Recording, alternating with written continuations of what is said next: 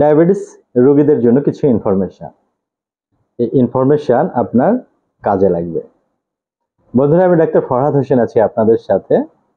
এই মুহূর্তে যেখান থেকে আমার এই ভিডিওটি দেখতেছেন প্রত্যেককে জানাই আন্তরিক ধন্যবাদ।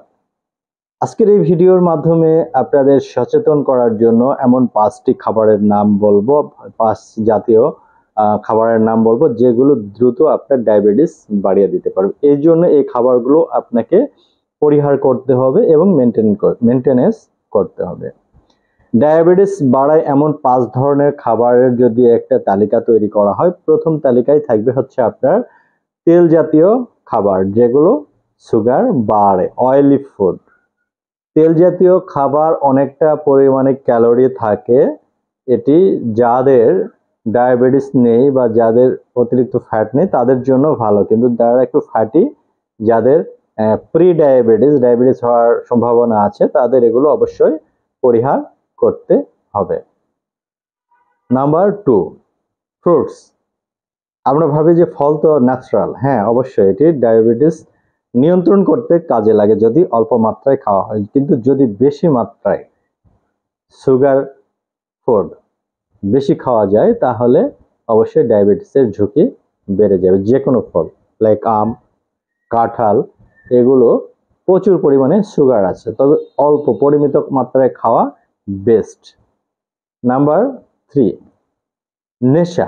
সব ধরনের নেশা, গাঁজা, মদ, ধূমপান, সব যারা অ্যালকোহল সেবন করে তাদেরকে বলছি আপনাদের ডায়াবেটিস বেড়ে যাওয়ার ঝুঁকি অনেক বেশি। নাম্বার 4, যারা এনার্জি ড্রিঙ্কস খায়, ঠিক অ্যালকোহলের মতোই উচ্চ মাত্রায় কৃত্রিম মিষ্টি দ্রব্য যেগুলো আছে সেগুলো থাকে এবং ক্যাফেইন থাকে। যে কোনো ধরনের ড্রিঙ্কস বাজারে পাওয়া যায় 30 টাকা 20 টাকা বা বড় বোতলে 1 লিটার 1.5 লিটার, এগুলো অতিরিক্ত পরিমাণে খেলে অবশ্যই আপনার ডায়াবেটিসের ঝুঁকি বেড়ে যাবে, অবশ্যই নিয়ন্ত্রণ করবেন। নাম্বার 5, আলু।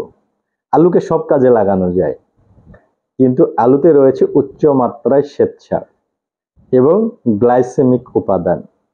আর গ্লাইসেমিক উপাদান সাধারণত ডায়াবেটিসের ঝুঁকি বাড়ায় বহু গুণ। ডায়াবেটিস রোগীদের আলু মূলত পারতপক্ষে না খাওয়াই ভালো। হোমিওপ্যাথিক চিকিৎসা কি ডায়াবেটিস রোগীদের জন্য? ডায়াবেটিস রোগীদের জন্য হোমিওপ্যাথিক সুন্দর প্রিভেনশন আছে, কিন্তু তার আগে অবশ্যই আপনাকে ডায়াবেটিস যেন না আসতে পারে প্রিভেনশন কিছু প্রস্তুতি রাখতে হবে। যেমন আপনার পরিমিত পরিমাণে ঘুমানোর প্রয়োজন, 7 থেকে 8 ঘন্টা ফ্রেশ ঘুম 1 নম্বর। 2 নম্বরে আপনাকে অবশ্যই ফিজিক্যাল মুভমেন্টের মধ্যে থাকতে হবে। প্রতিদিন কমপক্ষে 40 থেকে 50 মিনিট এক্সারসাইজ করতে হবে অথবা সকালে হাঁটাহাঁটি করতে হবে।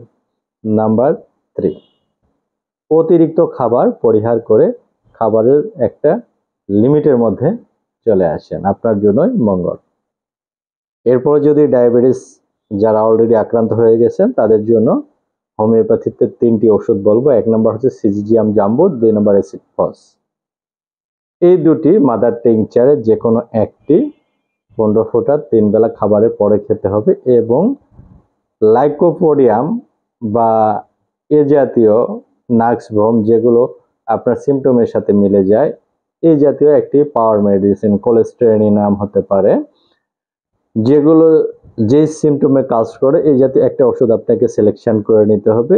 এই পাওয়ার মেডিসিন 1 থেকে 2 ফোঁটা সামান্য পানির সাথে মিশিয়ে 3 বেলা খাবারের আগে খেতে হবে একটা নির্দিষ্ট সময় পর্যন্ত, তাহলে ডায়াবেটিস থেকে মুক্তি পাইতে পারেন। এবং ডায়াবেটিস যেন না হয় সেই সচেতনতা যদি আপনার মধ্যে থাকে, সহজে ডায়াবেটিস হবে না। ভালো থাকবেন, নিরাপদে থাকবেন, দেখতে থাকবেন doctor Farhad Hossain YouTube page এবং ফেসবুক পেজ এবং ইউটিউব চ্যানেল। আজকে এই পর্যন্তই। আল্লাহ হাফেজ, সালামু আলাইকুম।